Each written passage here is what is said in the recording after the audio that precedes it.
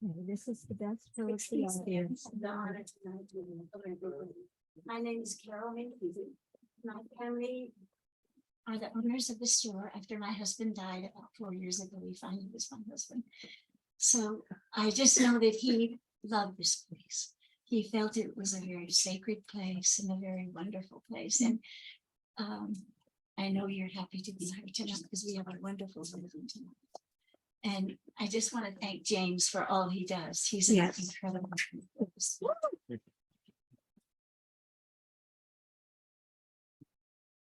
And I want to welcome the people that are on Zoom.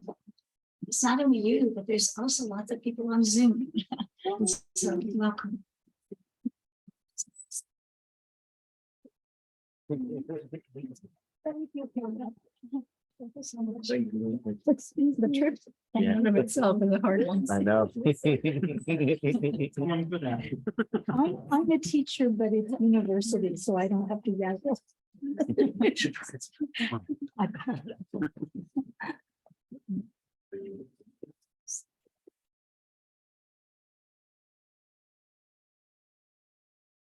Hi, good evening. I'm Farrah, and I'm here to introduce your first reader. One thing that poetry can do is agitate, and Karl is a supreme agitator. Among many ways, his poems appear in thin columns, zippered out clumps, or in large stripes of repetition, or music like stanzas. A Stephen Karl poem is never going to conform to any predictable procedure and will always be limber with the boundaries of what poetry can do and agitate the frontiers of form and voice. The result is raw emotion, poetic understandings of grief, suffering, and love, as well as an extreme reverence for poetry. Where else but the canvas of poetry can an agitated heart and mind turn? What shape in memory is religious indoctrination is grief. It is important to pay attention to what this poet pays attention to and what this poet is repeating and what this poet is reading. It is with great admiration that I introduce Stephen Karl. Great. Step up and something.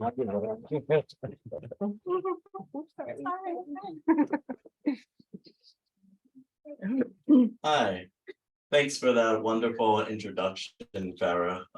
It's a real honor to be able to be, it's a real honor to be able to be introduced by Farrah. I love her poetry. She also runs a poetry bookstore in Brooklyn, and it seems, maybe we don't think about it, but I think there are only 4 poetry only bookstores in all of the United States, and so we have half of them here. So we're in a very honest space for that alone. And I just wanted to say I really appreciate all the work that all bookstores do, but especially bookstores like this that provide places for us to get books and also a community for us all to be together. And of course, a big shout out to James. Thank you so much for organizing this. Thank you for inviting us into the space, and we already feel warm and welcome. So thank you. I'm going to start off, I think I'm going to start off just reading one poem from my book, which I think James has copies of back there. For those of you who sort of like the visual stuff, there are photographs of my sister and I here. And it's one of those books, as Farrah mentioned, with the words all over the place, for those of you who need the visual enticement. So I'm just going to read this one poem, and it's called Upon Our Dying Days We Did Such. Some celebrated the solstice, others boarded the bus. I caught the train. You barbecued. All the while, black water kept coming. A dirty down blues, slow and sure. Throat gurgle, gut spit. Fish short of shimmer, slicked with. Someone caught a cab. someone went off route on foot, a foot crushing through wood waste. Upon the wooden stand, you took your place, and black water continued to come. You said your done was didn't right. You said. The fish plentiful once, here now reeks of desolation. Yet in plenitude you came, one after another you came, all mouthing the same words meant to bamboozle. And bamboozled maybe somewhere, as no one has been committed for perjury. Think pernery of the heart. Think the way words fall away and feel failure. Some sunned in the sun, some went park bashing with books, others bathed in air-conditioned air. Once we believed in the diagnostic power of ants. We believed it told us something of ourselves, but tired lungs from lookabout song done sung. Upon eyelids of touched and suffering, the black water washed. We believed in ants and collectives. We believed in blueberries fattened with sun juice. We talked of justice while waiting for the bus.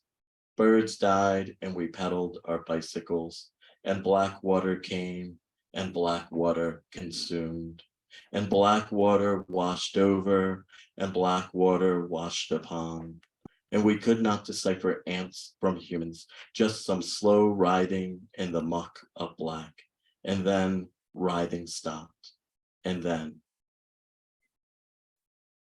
Oh, I failed to mention it, but this line, once we believed in the diagnostic powers of ants, sort of references a Dean Young line, may he rest in peace, for those of you that maybe recognized it. So now I just had a chapbook released by Bloof Books.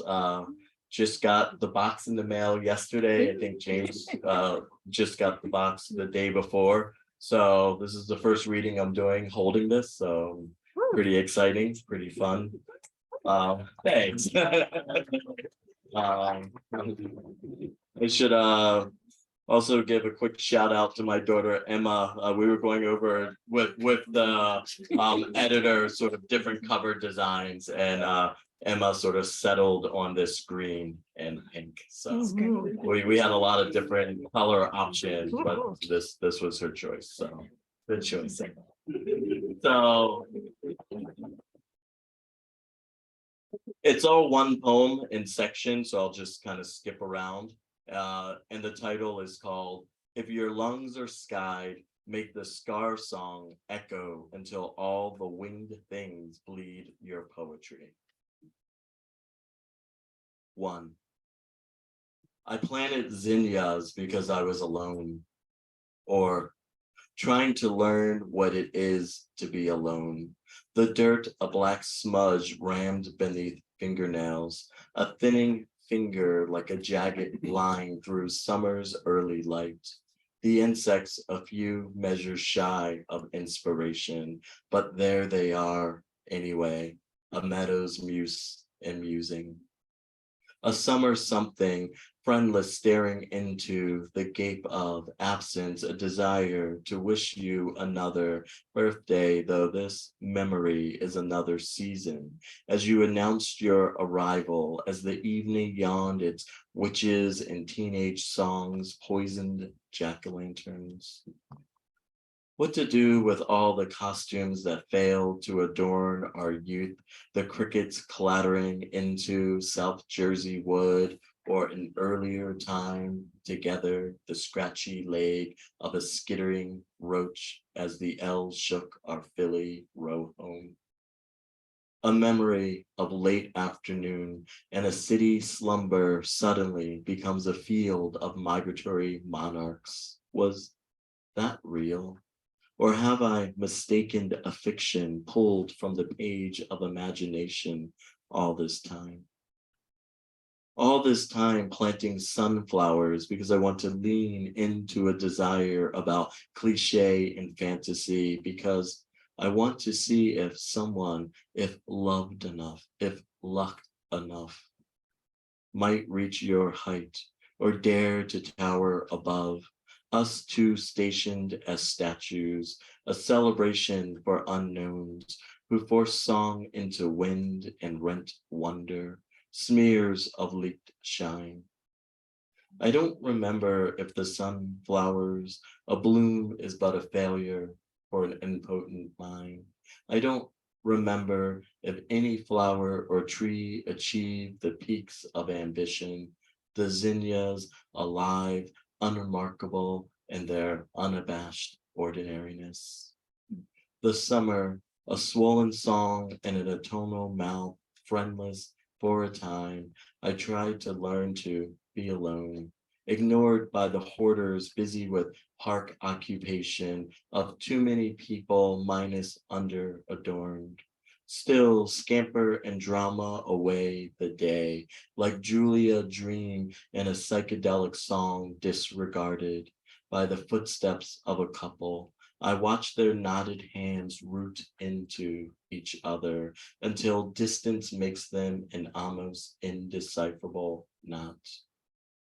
An indecipherable dot, I squint and repeatedly blink my sun-stained eye. There is an open book unwrit on my lap, the first stanzas imagined in halt and hush. In 2 weeks, you would have been 50. There, it has been said, the ghost acknowledged the awkward gash gushes gentle in a pink set of sun, moments before it turns fire. 2. I'm trying to build a bridge to the other side where my other eye remained or wants to arrive. Now wood twaddle flooded with bridge, a ravage, a body middled no longer with the left behind zinnias, their faded purples and paled pinks, a perceived lack for feigned flowers. On the bridge already erased, a flattened space. Emptied of cricket chorus, though twee sparrows sit aloft, a concrete monstrosity, reaching over upwards, and feral cats have food enough for fight and fancy. The longer I remain on the bridge, the more the trees disappear, the more the city creeps in its hostile hunger. Not that nature is a kind of romance. Really, I'm just stalling, listening to the ravens over in the cemetery squawk over scraps of garbage. I'm trying to find a present, some gift to give to myself and to you when I finally reach the other side. But for now, I stand in the middle of a bridge of my own construction, empty handed below an only open sky, an M dash for no reason other than itself. 3. Failure, reflect, revision, metacognition, the dream stuff of rhetoric, while the bad manners of sleep barely open an eye, drift into reveries of some future clown summer party, face gutting the ribs, floors sticky with spilled thrill, while waves crest white the horizon. An attempt to get to a version of ourselves other than the one here, to construct a cement wall because yours felt monolith in an otherwise yawn of morning, spectacle of graffiti, an attempt to give back what it was given. Too much in a rush to receive. It's okay. A garden unattended remains a reminder of a garden attended, the fantasy of future self. Caught midlife and mid-lap, or maybe I'm just letting you off easy, as it must be something so singular to not ever hear the whines of the ghost you're dragging. I'll bear your burdens, and sister, I'll sing to your ghost the moth of your month. has for a long time been the month mothing your hunting, to adorn ourselves as imagined others, to eventually end an evening gorging on so many ordinary things we were denied, because I'm thinking of my thinking. Today, revising my emotions, restitching my failures, I will song it for both of us. You never have to be yourself at the end. I regret. I regret.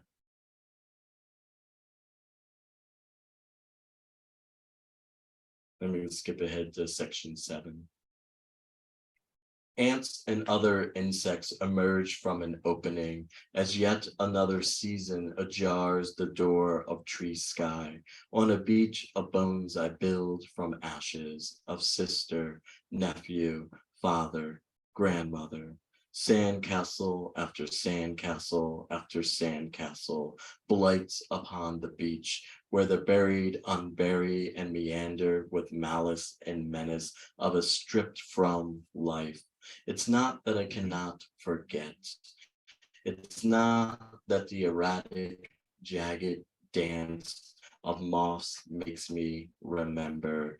The memory, a live thing stitched but seeps to forget, would be to forgo oneself as each fatality becomes another appendage for the overused muscle to pump life juice through. No matter how distraught, still it labors as I labor to slog this body through peculiar landscapes of hello and how are you today.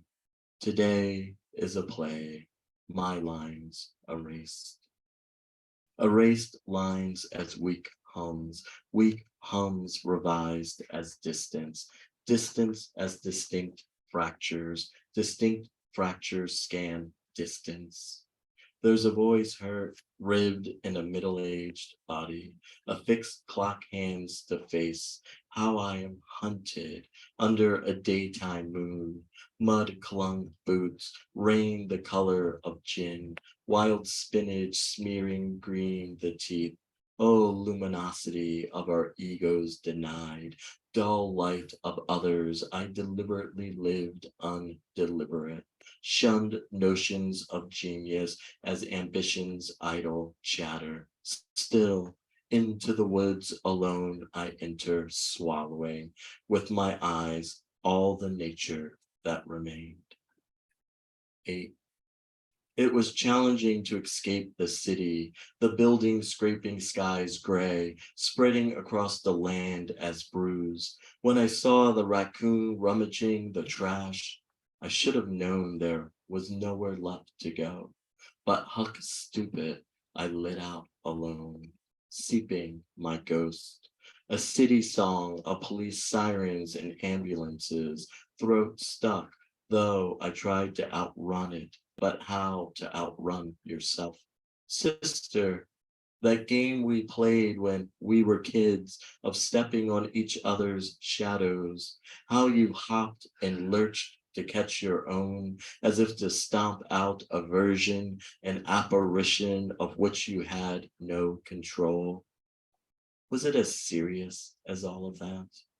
Perhaps I misremember. Perhaps I misremember everything about us. The years, they eat away, and they leave only disturbed version which inhabits me. 11. An M dash emptied into the hum. I too hear it songing into me.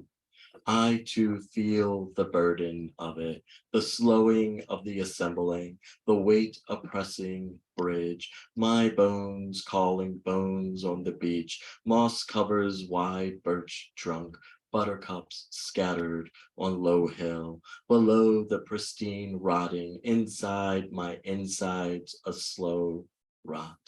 I too know it is songing for me, that I will be emptied from a landscape, that I will be forgotten from a landscape, that I too will be forgotten, except for those I want. An M dash for no reason other than itself. Thank you. Wonderful.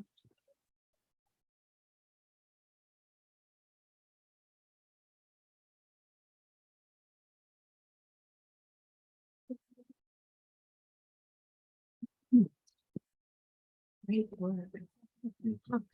Thank you.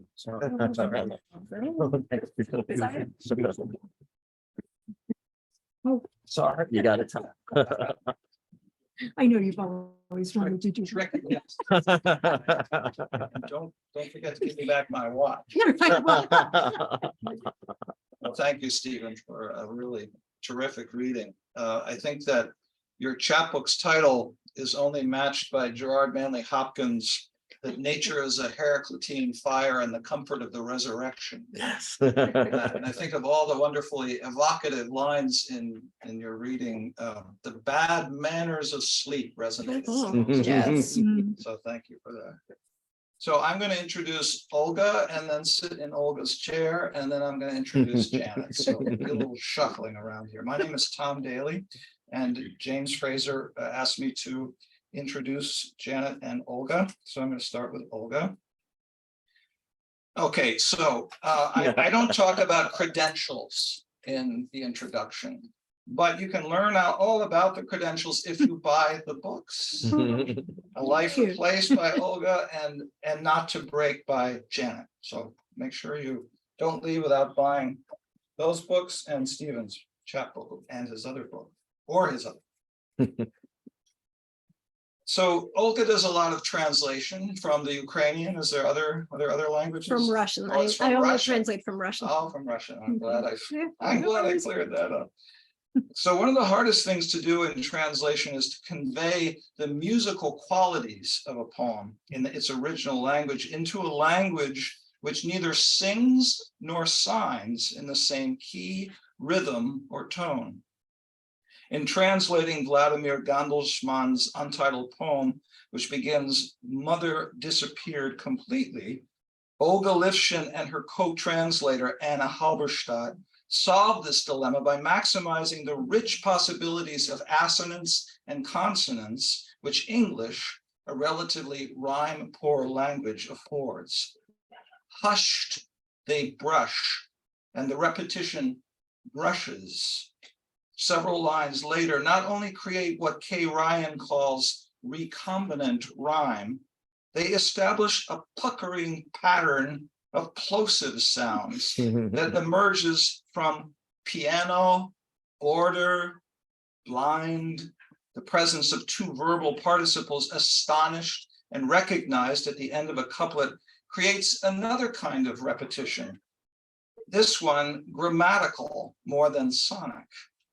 Slant rhyme in the second and fourth lines of 4 out of the 5 quatrains, as in folks go, child side, bruise you, and complete heartbeat with its reversal of I am to trochee, solves the problem of staying faithful to some semblance of structure in the original Russian without wrenching the sense of the poem into the sometimes tortuous obligations of full rhyme. These are no mean feats. In her own poem, Anna's at the Stove, a triad dissolves as the police take away the man, the writer Nikolai Punin, the two women share.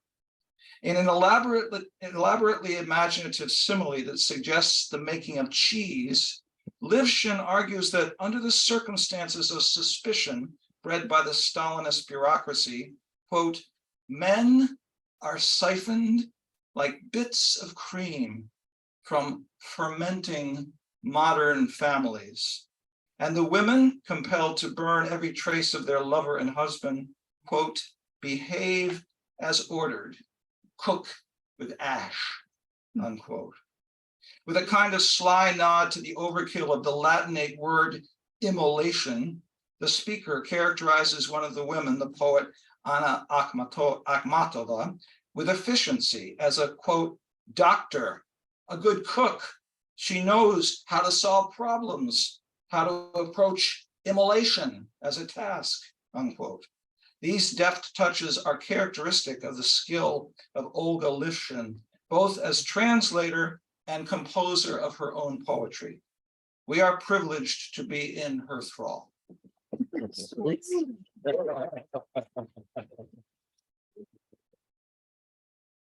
Should I switch places? Yes, let's switch places. These are musical chairs. I'll just stay in your chair. That's great. You can be me.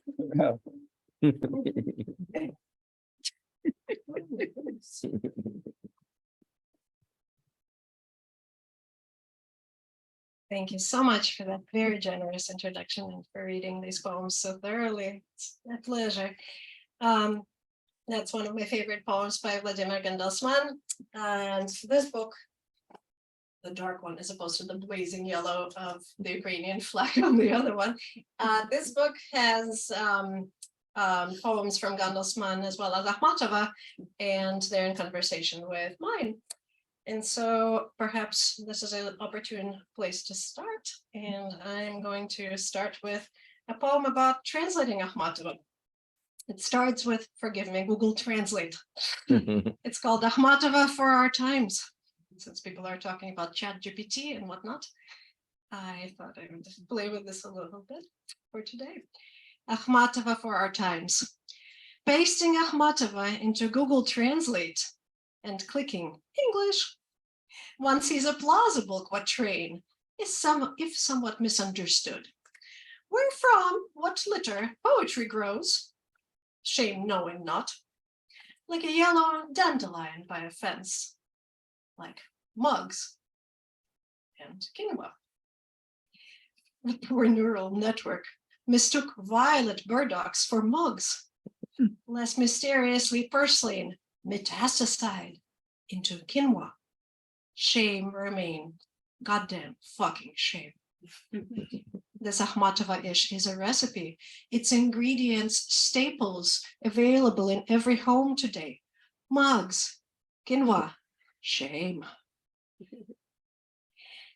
Combine, fry, and bake in your phone. You and I already burn in it. Homunculi rage crisped from the latest assault on our sisters and brothers, the statements of their skin, or accent, or sex. You will get no dandelions at the end. Perhaps a few more gobs of shame. Perhaps it's not a recipe and means just that you can plant quinoa in a mug. Google it. You can make it grow. Use unwashed, unpolished seeds. I'm going to just be aware of time.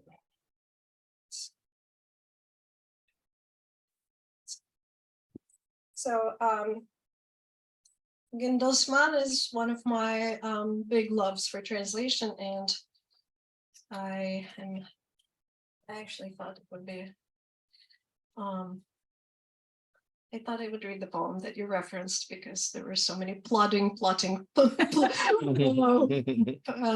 alliterations, and so I'm going to read the poem because I got inspired. So thank you. A few lines from the Russian first.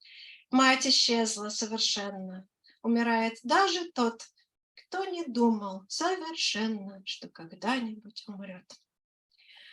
Mother disappeared completely. People die. Even those folks who could not imagine ever they could possibly let go.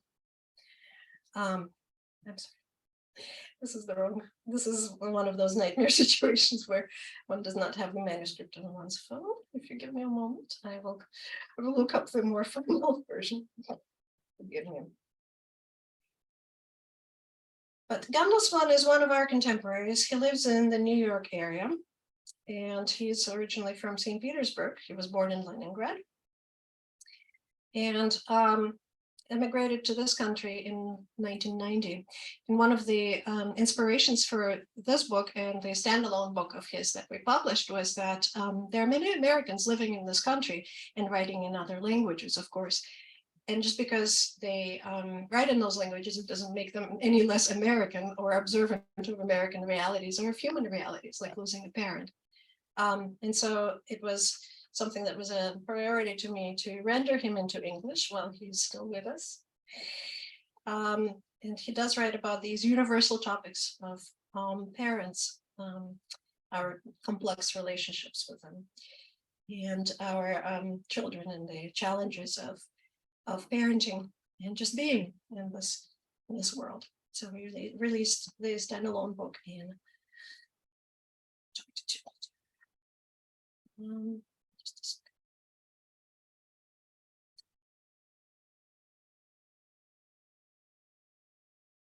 For just, I'm going to read a different poem by the same author from this book, which is available for us today. And it's also going to be about his mother.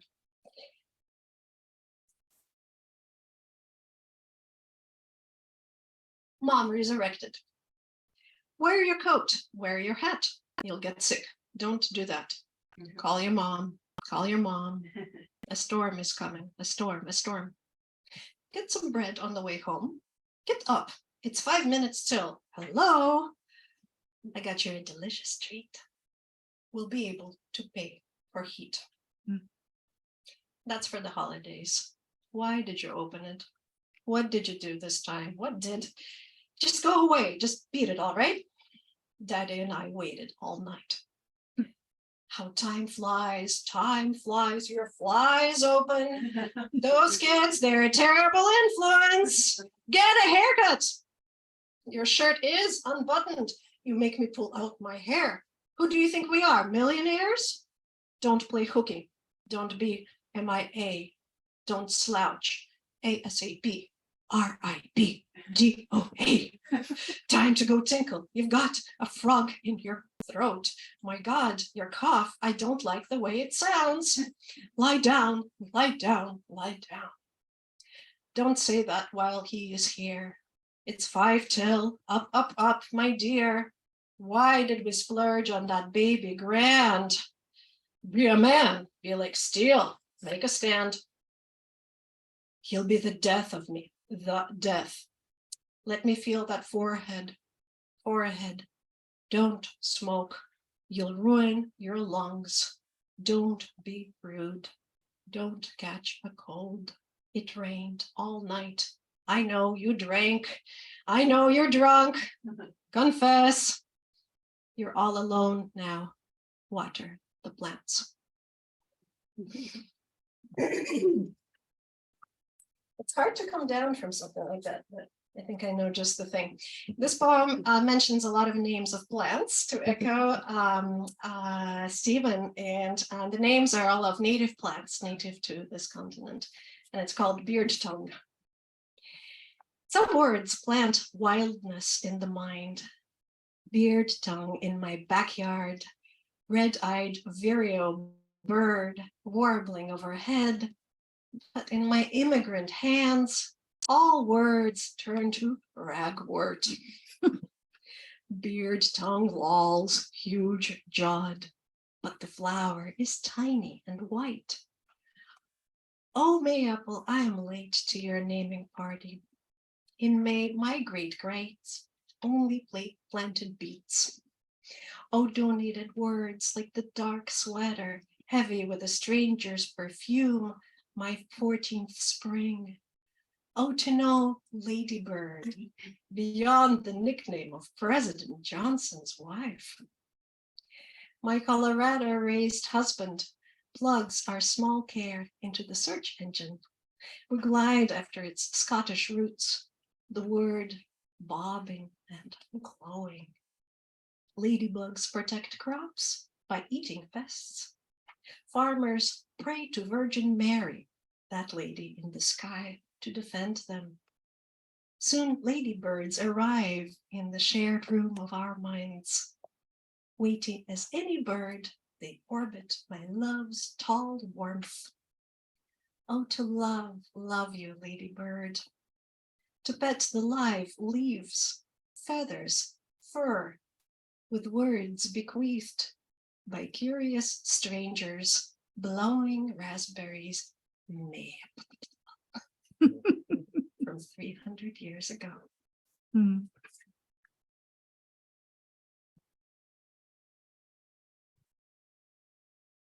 So I am from the Soviet Union, the country that doesn't exist anymore. It's a lot of fun to talk about that. It's a little bit like saying, well, I'm from Atlantis. Don't know what to do with you. I'm from Atlantis, everything drowned. I'm from the Ukrainian part of Atlantis, everything drowned and is continuing to drown. I'm also from Russia, where we moved when I was 7.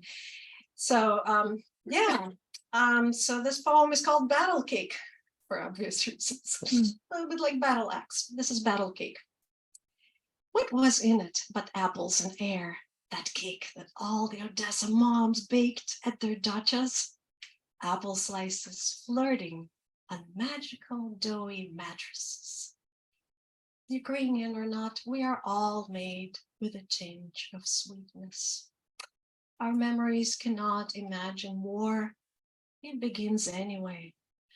Explosions louder than any kitchen. And people ask, what was that recipe for living? And my mom says, sometimes there were cherries instead of apples. Yes, children's dark eyes begging the grown-ups, when is it cake time? But what alchemy invites sugar and flour to cohere into honeyed warmth? What undoes the protective layers? Was war mixed into our recipe from the beginning? You had to run. You stuffed the idea of the cake into your emergency bag. Only apples and air, yes, but now it weighs on you like a whole life. And grown-ups ask you, where do you think you're going with that cake? Immortal stranger, my friend, don't answer them.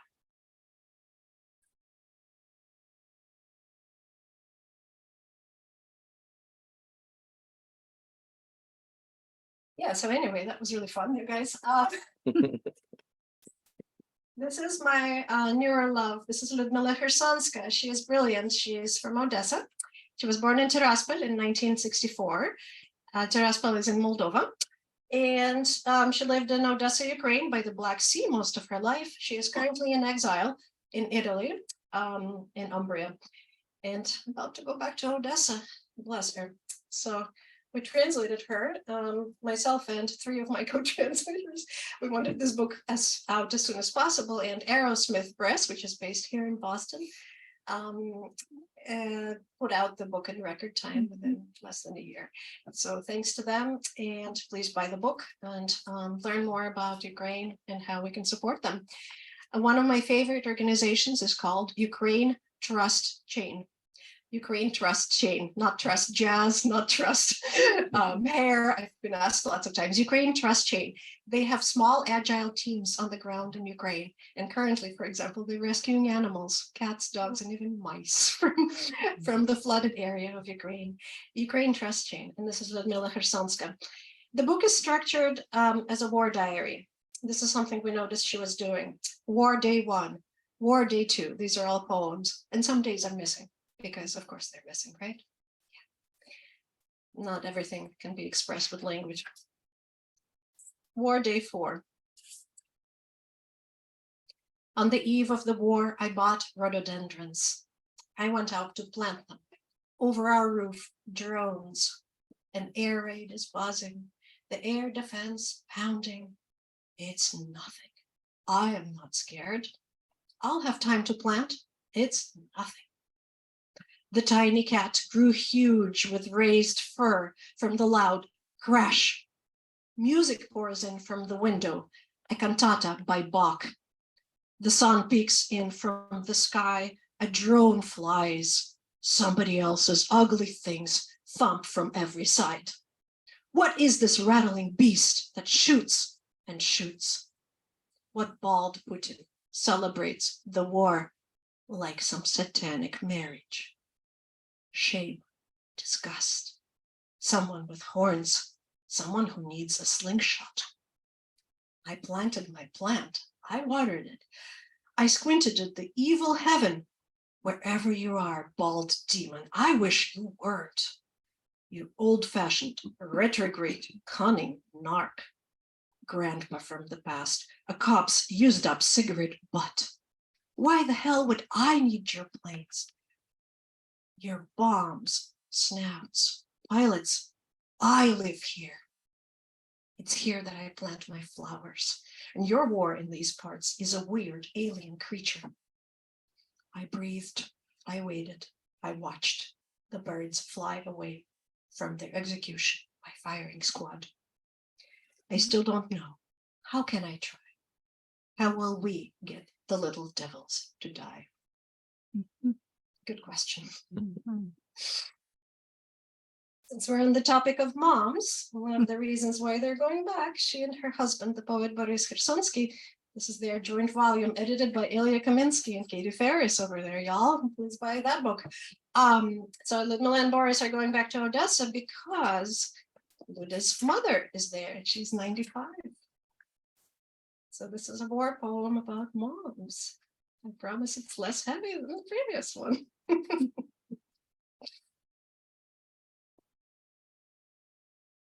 When I am just like my mom. When I am just like my mom, just as pretty and young, I'll be 90 years old. For my birthday, I'll want a bottle of French perfume called Salvador Dali and chili-colored lipstick. Chile is a color, spelled with a lowercase letter, not Chile, the country by the sea. In the past, they wrote on postcards, I wish you a sea of happiness and oceans of love. Neither this nor that for any of us. My mom has a kind smile and a girl's soft skin. I'll have that too when I turn 90 years old. I just love this because you won't get to me.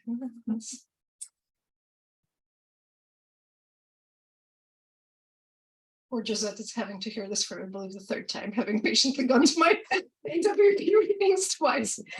Deadbeat gods, deadbeat gods. A few Holocaust survivors die and go to heaven. So goes the joke. The Holocaust survivors sit together, laughing, reminiscing about Auschwitz. God is surprised. Don't you remember?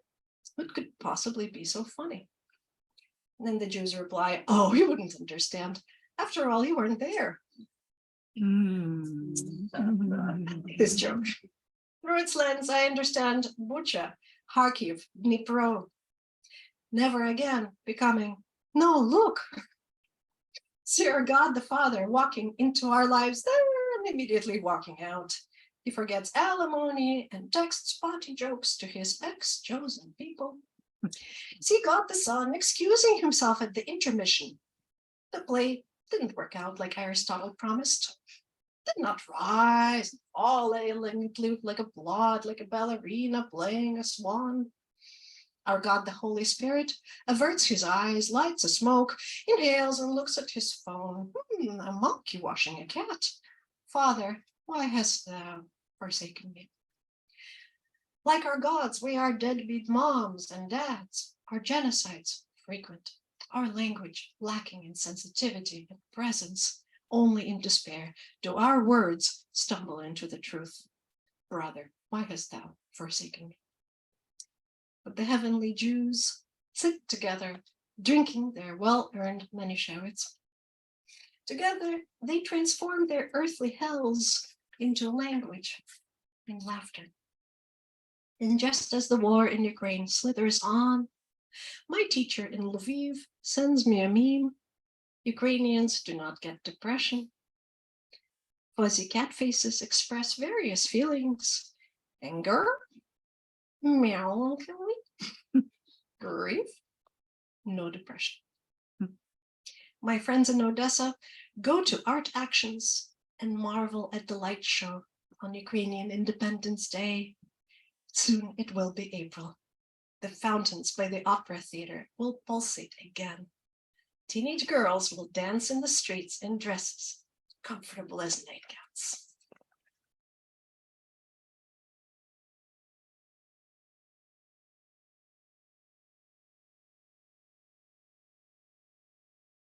So I'm going to finish with something a little bit.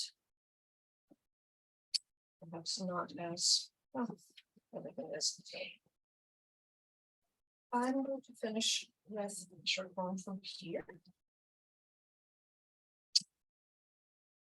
And it's going to be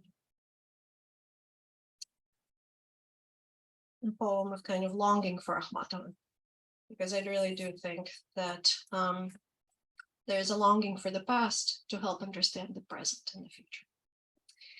This is a poem of longing for Akhmatova and for one of my several currently at war home cultures. And it's about that world of Russian mushrooms and Ukrainian mushrooms and picking feelings at the edge of a meadow. It's called Translating a Life, and it's dedicated to Oksana Maksimchuk and Max Rosochinsky, who are editors of a wonderful anthology of Ukrainian poems about the war called Words for War. Someone spread a blanket of wild buckwheat over a meadow. Someone tucked puffball pillows in each corner of the purple-green sheet. It is somewhere, everywhere, except war. War where it used to be home, and now war by government here. And what does it matter that the meadow seduces the bees in pollen, or me in lines of a poem, or that I hear perfectly good Russian names for plants and translate into you and me-ish. Take the tea mushroom, the little fox mushrooms and piggies, the early field dweller, the mysterious cheese eater. These words are undocumented here, and the country that scents them erases every syllable with its crimes. Take an under birch mushroom anyway. It's a choice edible. Birch bolete in your tongue, on the tongue, a language for falling in love with forests and stories and friends, does not care who's killing whom. Unfortunately, I care. And sitting here by a huge flowering bush, I see no refuge. What languaged fantasy could stop us from being murderous strangers? Would you take a Russian mushroom name, tuck it in your lapel for the brief banquet of life? Does that translate anything else for you? Is this how it works? Thank you so much. Stay there, stay there. I don't want to step on Jan's toes. We're getting it down. I was flapping myself into doing the It's the roll your back. That's right. Its own source of entertainment. Exactly. Well, thank you, Olga, for that very moving reading. I must say your poems, in addition to being timely, are very timeless. I also want to thank you for your expressive reading. And those of us who have suffered through academic poets who speak in monotones and every line goes up at the same way at the end, are grateful to you. You're teaching us a lesson. To be a son.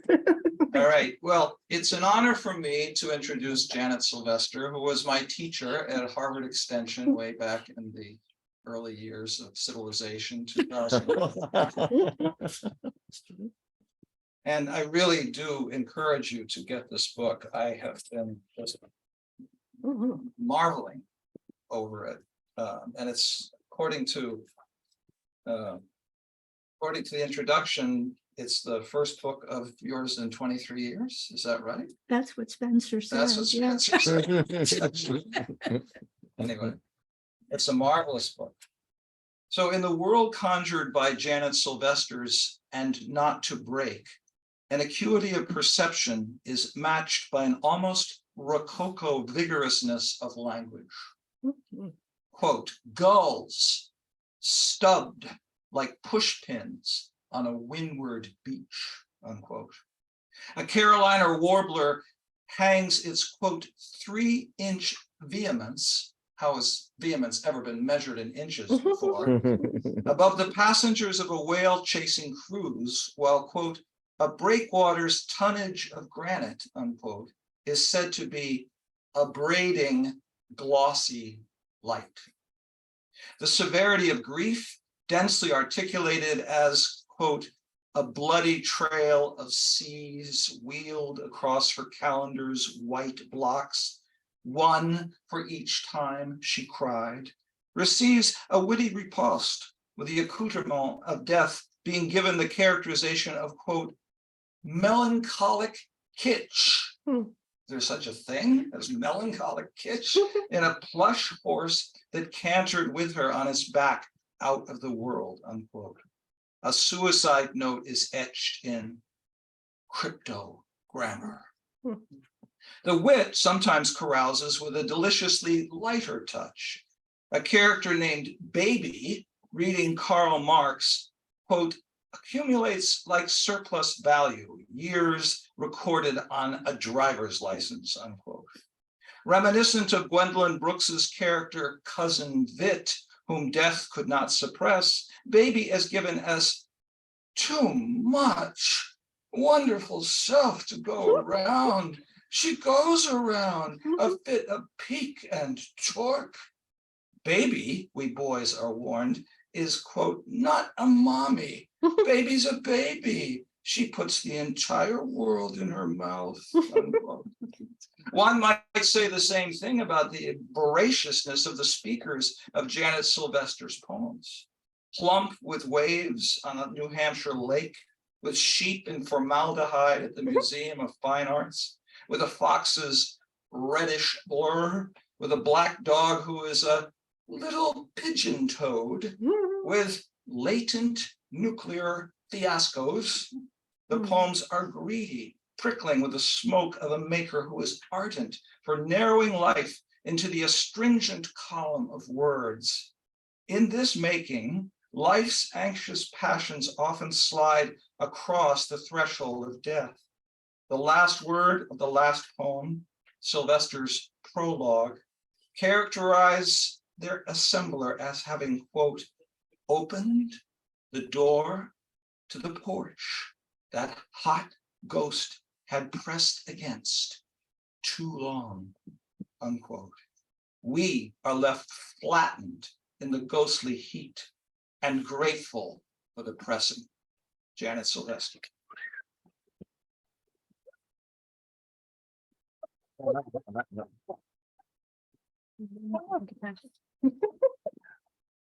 Okie dokie. I want to read that book. Thank you, Tom. Thank you. And thank you all for being here. This is such a great crowd. And everyone's still sitting upright, though there's no oxygen in this room. We're quite wonderful. I'm going to read you some poems. Obviously, Tom lent me his watch, and I'll try to pay attention to it. I'm going to start with a poem from And Not to Break called Marionette Lines, which is the first poem, and I'm going to dedicate it to my left hand. I had carpal tunnel surgery on Monday, not a big deal, but I think you'll see its relevance, at least to me. Marionette Lines.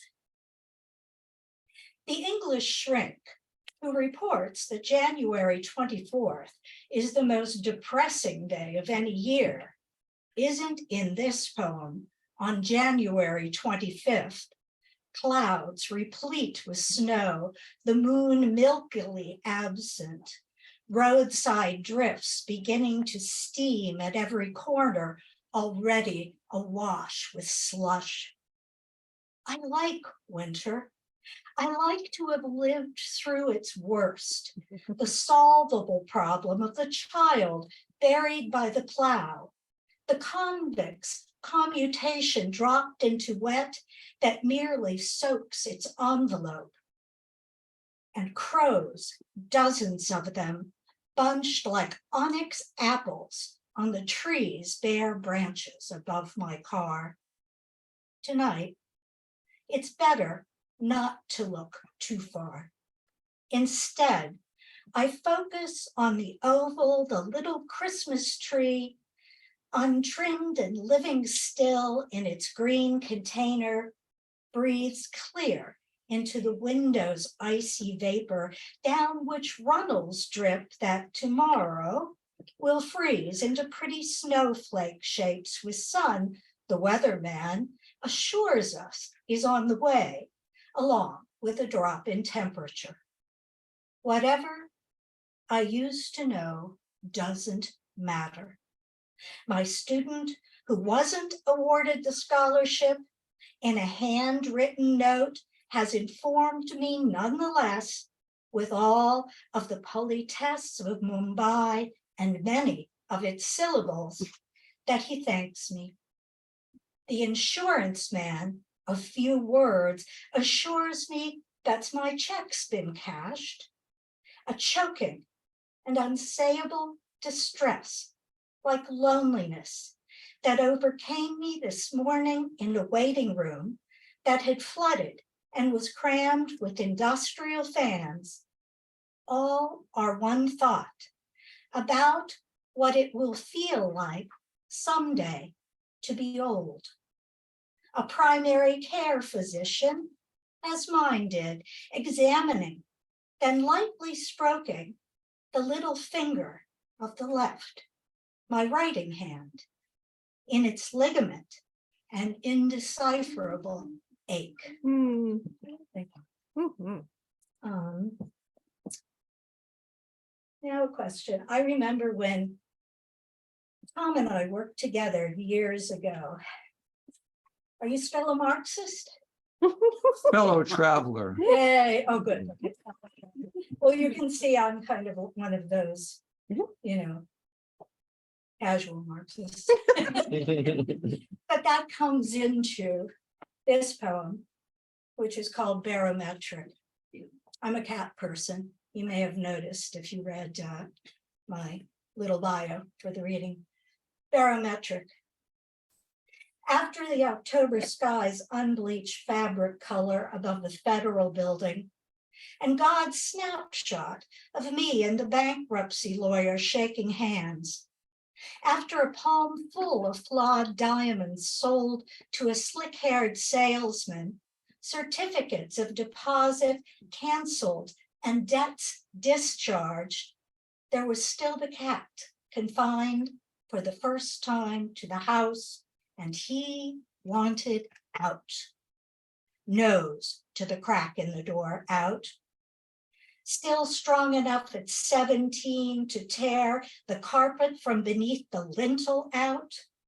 Gothic, slowly break 10 fingers on a blackboard, meowing turned into a grating howl out.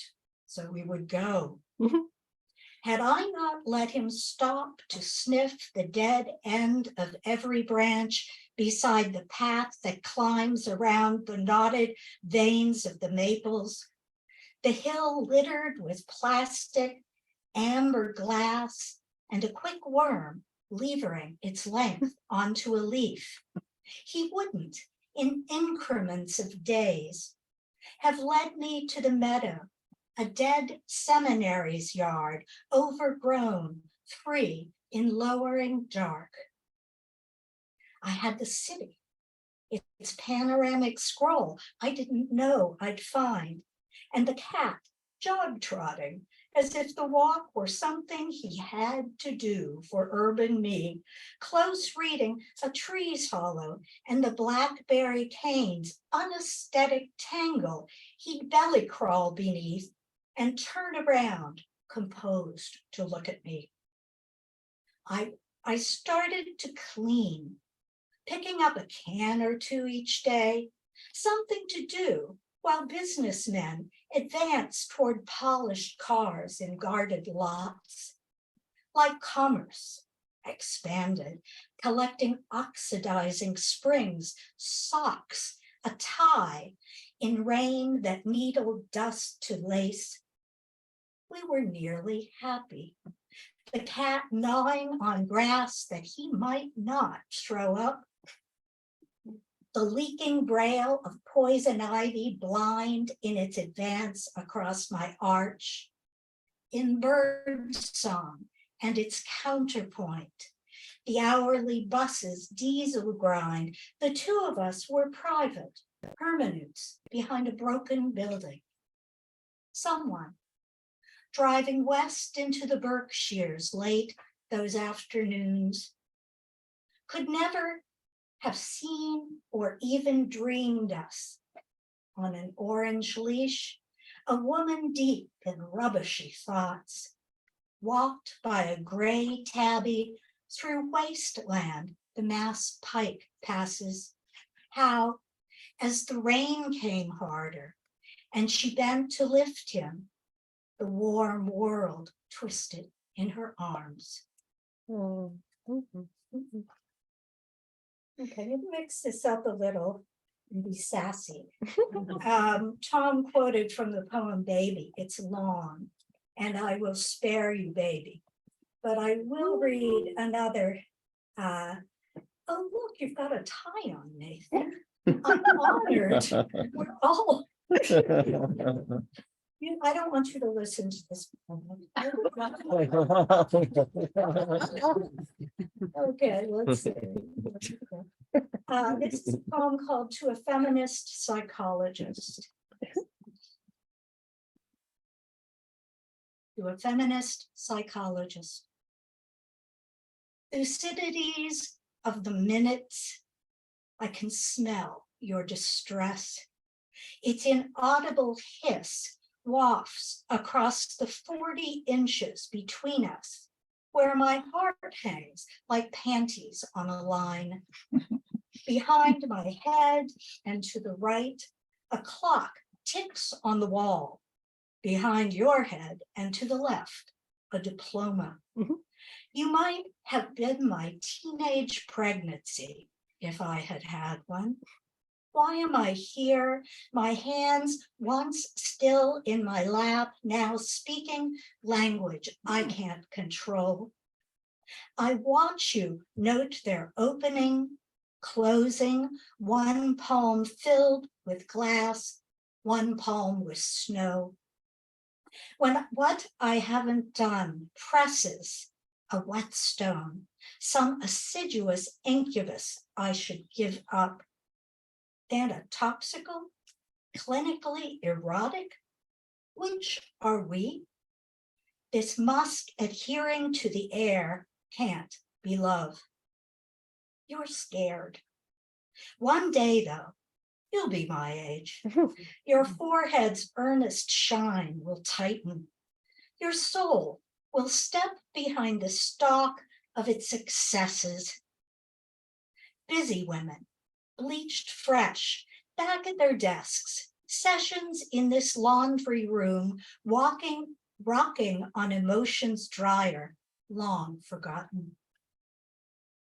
By then, you'll be worrying your child, inattentive often to your wife, strategizing how to get back, how to cut back on your practice and get by. You'll write poetry, no doubt, stuff that's ornamental and about your life. Am I cruel enough? Cornflower blue, your eyes widen with concern. I forgive myself for needing you. The rasp of something new mown scours the room. Nonetheless, I want you to accept the fellowship at Minsk, to investigate the social lives of fleas. I want you never to be treated as I have been. Harvard Male, statistics favor you. And because I can't yet confidently hope or expect to do, trust, verb, I want to lick your knees. Check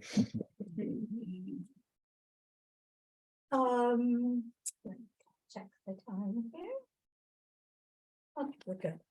The next poem I'll read is called Field Glasses.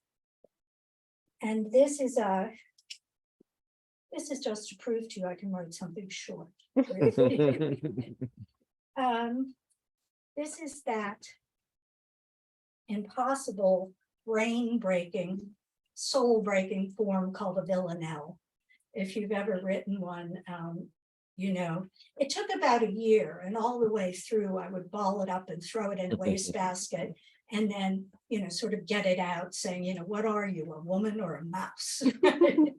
And I was stuck on one line, one of the refrain lines, and I couldn't get it, and I couldn't get it. And I thought, you know, I should just mercy kill this poem.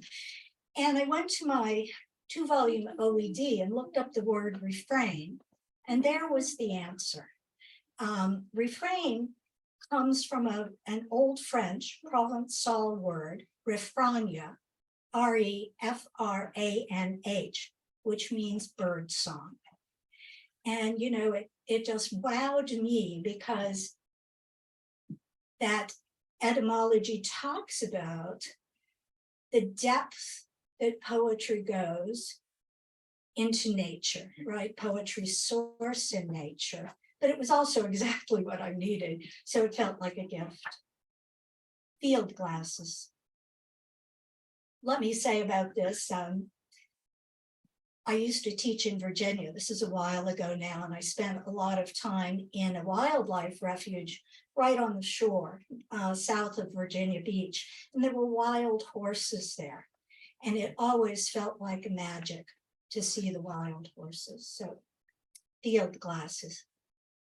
Though bird song shelters in the word refrain, that stallion, several mares and pair of foals, the water meadows utter, stand in rain.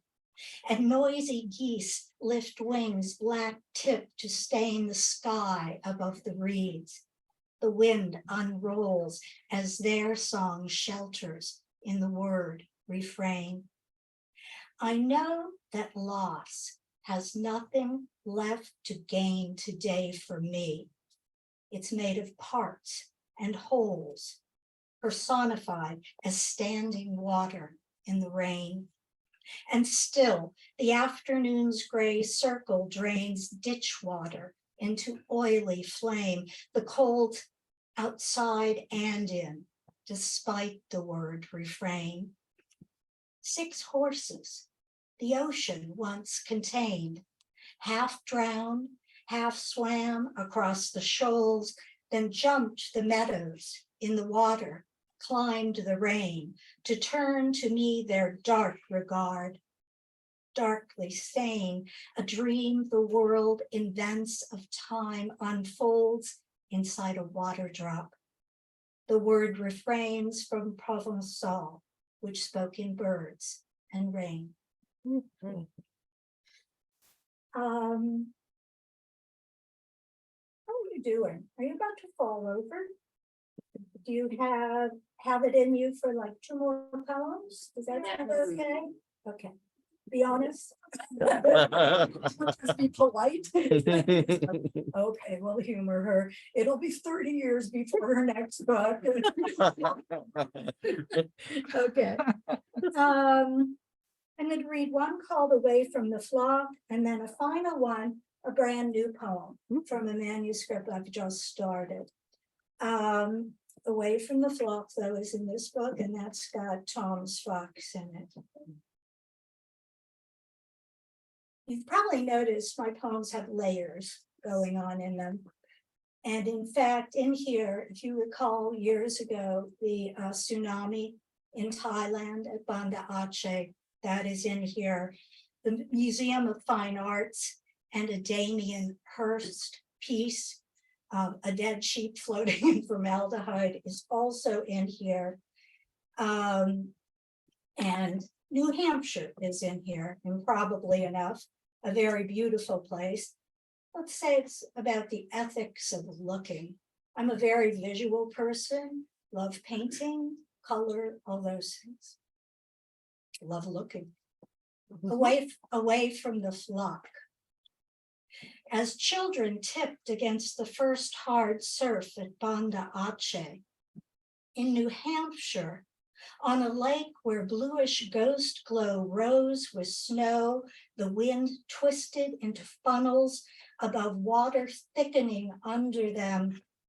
Ice planes boomed, adjusting at their seams. Half a world away, a continental plate shifted into long waves the gray gauze of TV pixels would make look small. Rolling across beach chairs, into palm trees, little people clinging almost soundlessly to wrinkles in the muddy current.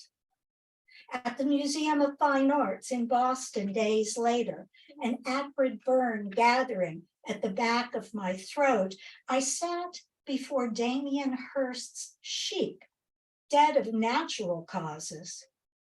Afloat in a glass tank of formaldehyde, palely green, it balanced on hoof tips as dread does.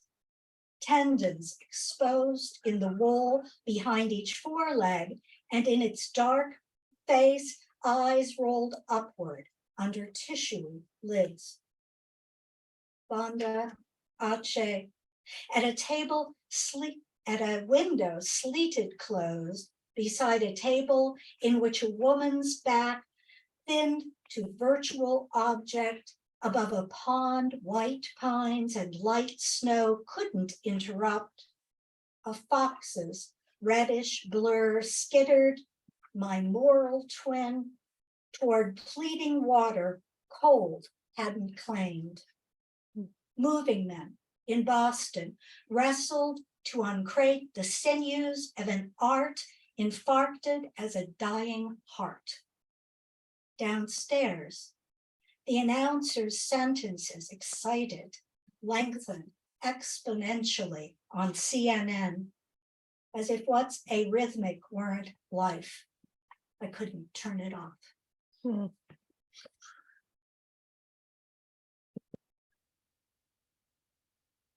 Olga and I are good friends, but she's not just being aberrant.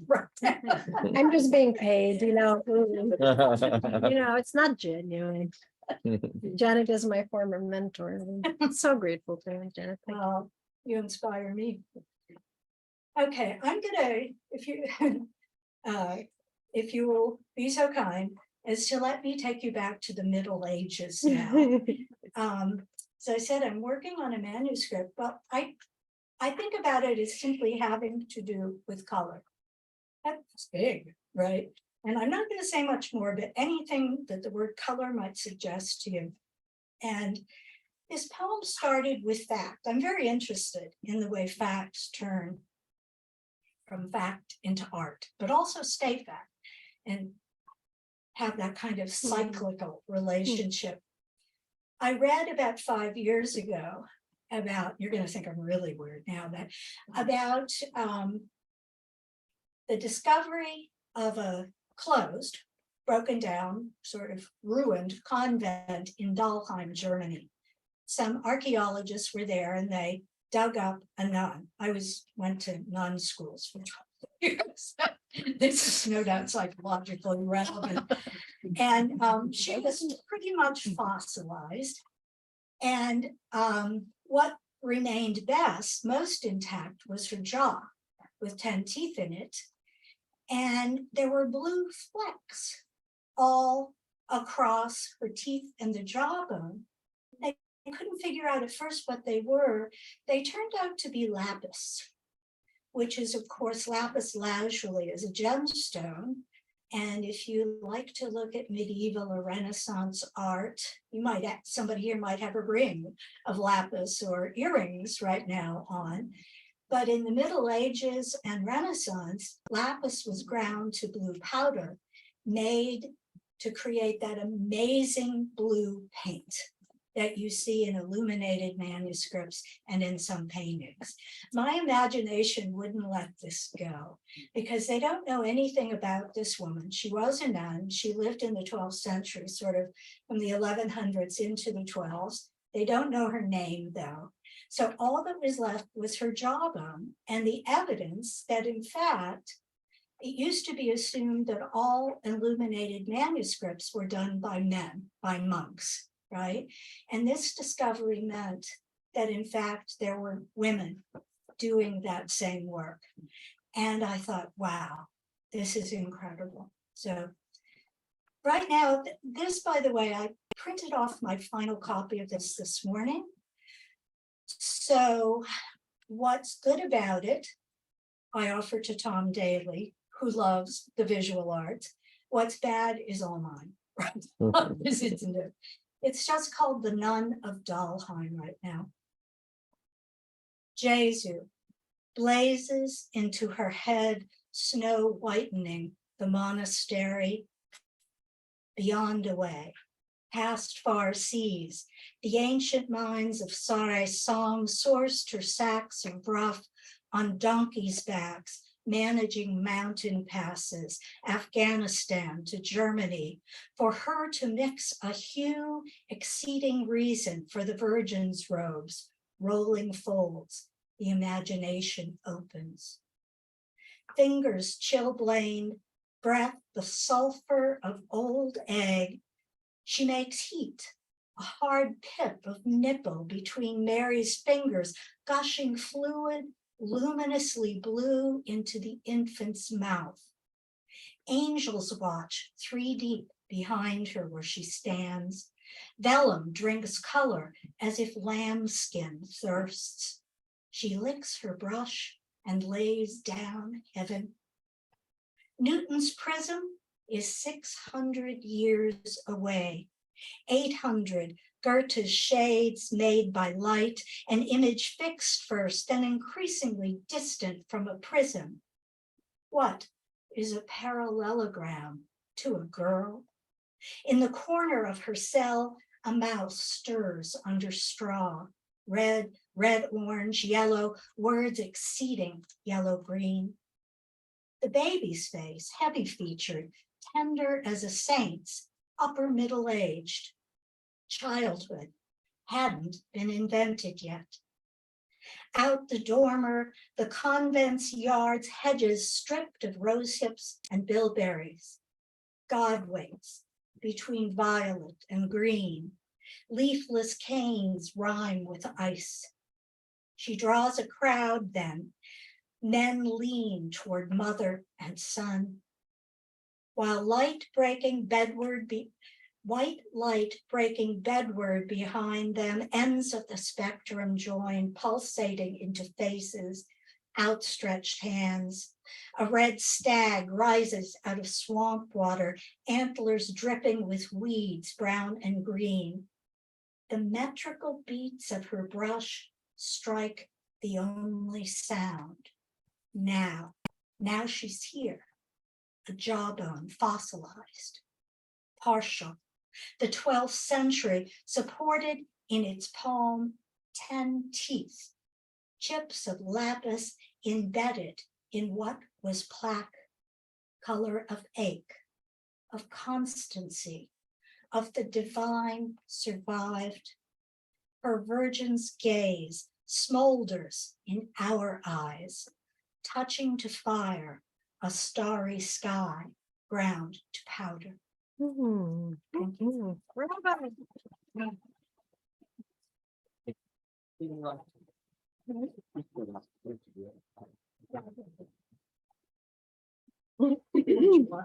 Thank you all for joining us tonight. Let's give the poets another round of applause.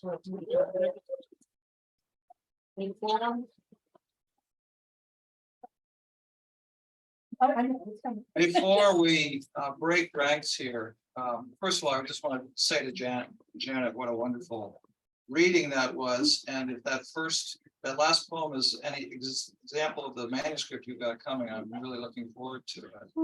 I think my favorite line of the evening was a heart like panties hanging on a line. My heart. So there are books for sale.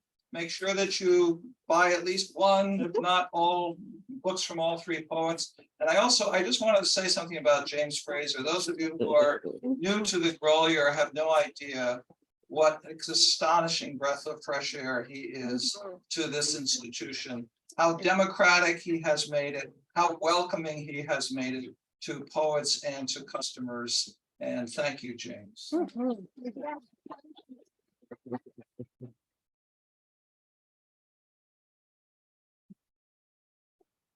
Yeah, thanks for coming, everybody. If everyone could please move your chairs up against the wall, I'd be grateful. I have to get you to sign this.